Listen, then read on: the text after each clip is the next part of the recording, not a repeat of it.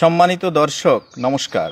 আমি বাংলাদেশের আগৈলঝাড়া উপজেলার বাহাদুরপুর গ্রামের শ্রী শ্রী মহেশ্বর সেবা সংঘ আশ্রমের পক্ষ থেকে আপনাদেরকে সাদর অভিনন্দন জানাচ্ছি। আমি আজকে এই আশ্রমের একটি তথ্যচিত্র আপনাদের সামনে উপস্থাপন করছি।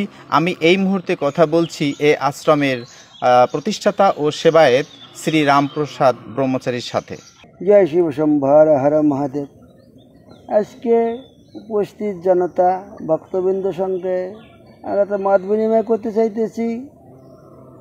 এখানে প্রতিষ্ঠিত ওঙ্কারেশ্বর মহাদেব মহাকালী মাতা মন্দির 1985 সালে প্রতিষ্ঠিত হয়। স্বাভাবিকভাবে জীর্ণ শীর্ণ অবস্থার মধ্য দিয়ে দুখান টিন দিয়ে ঘর নির্মাণ করা হয়। পরবর্তীতে ভক্ত সহযোগিতায় মন্দিরের পরিধি প্রসার হয়। আগত ভক্ত শিষ্য পুণ্যার্থীদের আগমনে এই মন্দিরটি শ্রীবৃদ্ধি আস্তে আস্তে পরিসর বৃদ্ধি পেতে থাকে। তারপরে এই ওঙ্কারেশ্বর মহাদেব মন্দির থেকে ব্রহ্মা বিষ্ণু মহেশ্বর ত্রিমূর্তি মন্দির প্রতিষ্ঠিত হয়। তারপরে নবদুর্গা মন্দির প্রতিষ্ঠিত হয়, যা বাংলাদেশে স্থায়ী কোনো মন্দির আজ পর্যন্ত প্রতিষ্ঠিত হয়নি। যেখানে দুর্গার নবরূপে নবদুর্গা মন্দিরের 9টি বিগ্রহ প্রতিষ্ঠিত করা হয়েছে। যেখানে বলতে হয় সেই ভানুলাল দে তার আর্থিক সহযোগিতায় এই মন্দিরের মূর্তিগুলো নির্মাণ করা হয়। তারপরে ওঙ্কারেশ্বর মহাদেব মন্দির এবং মহাকালী মাতা মন্দিরটি ঐতিহাসিক মন্দির রূপে তার প্রকাশ পেয়েছে। এটা আমাদের অত্র এলাকায় বরিশাল বিভাগেও এই মন্দির নেই। হ্যাঁ, এটা কত সালে থেকে কাজ শুরু প্রতিষ্ঠা কাজ শুরু হলো 1912 সাল থেকে শুরু হয়েছিল। 1912 সালে প্রথম শুরু হয়। আচ্ছা, এর জন্য কত বাজেট করেছিলেন? বা এরকম কোনো বাজেট ছিল না। আমি মানসিকভাবে প্রস্তুত ছিলাম না, যে ভাবছি একটা কিছু করতে হবে। সে করতে যাইয়া কারণ বিশাল অর্থের মধ্যে পড়ে গেছি। অর্থাৎ যেখানে আমি কোনো বাজেট ছাড়াই শুরু করা হয়েছিল। স্বাভাবিক কিছু বাজেট নিয়ে 75,000 টাকা বাজেট নিয়ে কাজ শুরু করা হয়। এই 75,000 টাকায় তো এই মন্দির হয় নাই। সেখানে কোটি টাকার উপরে খরচ হয়ে গেছে, যার 40 বাই 40 স্কোয়ার ফুট, সেখানে 1600 স্কোয়ার ফুট পরিধি। উচ্চতা হাইট আছে আপনার এখানে 80 ফুট। গম্বুজ যেটাকে মঠ বলা হয়, সেটা 5টি মঠ আছে। মাঝখানে ওঙ্কারেশ্বর, পশ্চিম মাথায় আছে সোমনাথ, এদিকে আছে রামেশ্বর, উত্তর পাশের কেদারনাথ, এখানে আছে মহাকাল। এই 4-5টা মঠে 5 জন দেবতা শিব প্রতিষ্ঠিত থাকবে। এই শিবধাম প্রতিষ্ঠা করার জন্য একটা অঙ্গীকার করা হয়েছিল যে আমাদের এই নিম্ন এলাকায় হিন্দু সমাজের কোনো মন্দির নেই, একটা ঐতিহাসিক মন্দির করার জন্যই আমার একটা ঐতিহাসিক ইচ্ছা ছিল।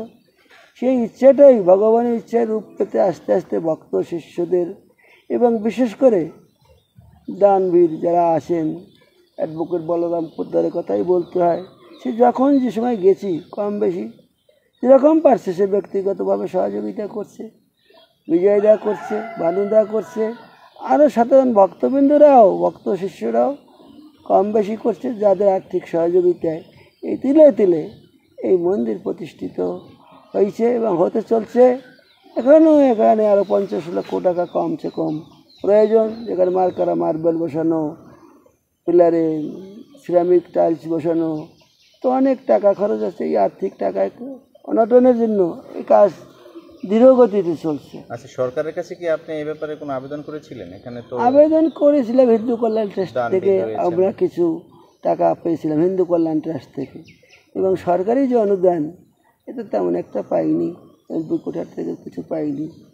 যে এমপি কোটা তিনি বলছিলেন কিছু করবেন, তা করতে করতে তিনি আশ্বাস দিয়েছিলেন হয়তো বা ভবিষ্যতে করতে পারে, এখনও তিনি কিছু করেন নাই। আচ্ছা, আপনাদের এখানে তো আপনি এই ব্যাপারে কি কিছু বলবেন যে আপনার এই সম্পূর্ণ কাজটা পরিপূর্ণ করার জন্য সরকারের কাছে বা কিংবা? এরকম ইচ্ছা আছে। এরকম আমার একটা পরিকল্পনা গ্রহণ করছি ডিএন চ্যাটার্জির মাধ্যমে। আমি একটা প্ল্যান এস্টিমেটও বানাইছি, যার চতুর্দিকে বাউন্ডারি ওয়াল, তারপরে যেখানে আগত ভক্তদের খাবারের জন্য একটা ভোগের ঘর, এবং এখানে একটা নাট মন্দির মাঠে, এবং উত্তর প্রান্তে মনে করতেছি যে মানুষের শ্মশানে একটা প্রয়োজন, মানুষের জন্ম মৃত্যু সঙ্গী থাকে প্রত্যেকেরই, স্থায়ী একটা কারেন্টের চুল্লি বসাই দিয়ে শ্মশান করা, যেটা জনস্বার্থে সব কিছুই দরকার।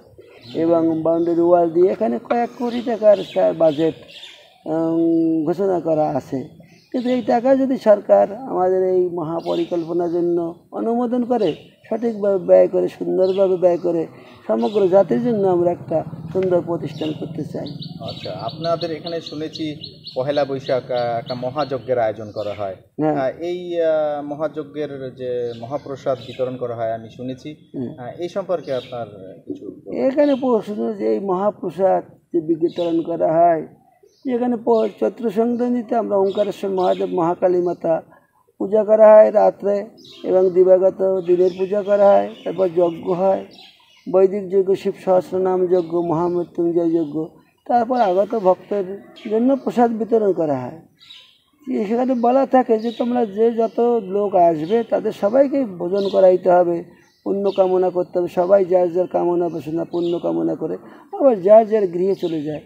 এখানে আবার স্থায়ী কোনো ভক্ত নেই যে যাকে দিয়ে এই মন্দির পরিচালনা করা সম্ভব। তাই আমার একাকে খুব কষ্ট হয়ে যাচ্ছে, সুন্দরভাবে পরিচালনা করতে পারি না, সুন্দরভাবে মায়ের পূজা করতে পারি না। করতে গেলে জনবলের দরকার, সেই জনবল আমার নেই। আচ্ছা আচ্ছা আচ্ছা, এখানে আপনাদের এই যে এটা তো একটা মিলন মেলার স্থান হয়ে যায়, পয়লা বৈশাখ অনেক লোক আসে, এবং এই যে এটা কোন তিথিতে করা হয়? এটা চৈত্র সংক্রান্তির তিথিতে, এবং পয়লা বৈশাখ বাৎসরিক যেটা প্রথম দিন বছরের, সেই দিনতেই করা হয়। এই মেলার আসলে এই যে মেলা সম্পর্কে, মেলার উদ্দেশ্যটা কি, বা মেলা কেন? মেলার উদ্দেশ্য হচ্ছে মিলন মেলা। এখানে যেখানে ভক্ত পুণ্যার্থীরা তাদের মানসিক শান্তি লাভ করার জন্য, ভগবানের সান্নিধ্য কৃপা পাওয়ার জন্য আসেন।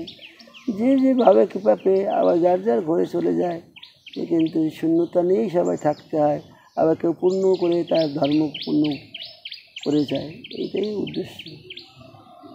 তার মানে আপনি বলতে চাচ্ছেন যে মানুষের মানসিক তৃপ্তির জন্য ধর্ম মন্দির করা হয়েছে, যেতে মানুষের আধ্যাত্মিক তৃপ্তি, মানসিক আধ্যাত্মিক তৃপ্তি, যে আমরা কোথা থেকে আসছি, কোথায় যাব, সেই আধ্যাত্মিক তৃপ্তির জন্য এখানে আসে মানুষ।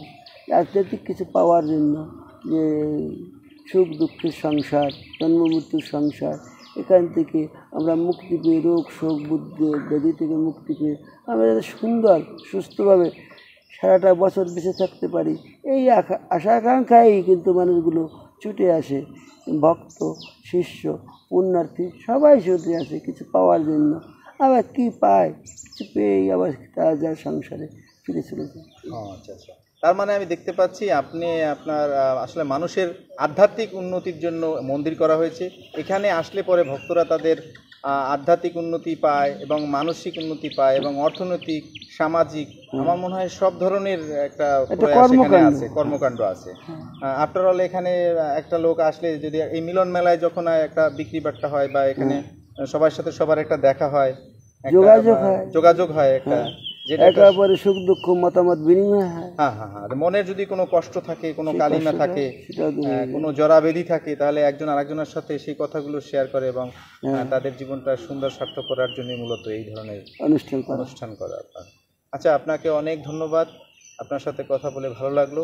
আপনার এই যে একটা সুন্দর উদ্যোগ, এই উদ্যোগটাকে, এই যে আপনার যে মানে আশ্রমটি রয়েছে, এই আশ্রমটির উন্নয়নের জন্য আশা করি বাংলাদেশ সরকার সহ এখানে যারা আছে স্থানীয় এবং জনপ্রতিনিধি আছে, তারা সবাই এটা এগিয়ে আসবে বলে আমি মনে করি, এবং আপনার এটার উত্তরোত্তর সাফল্য কামনা করছি।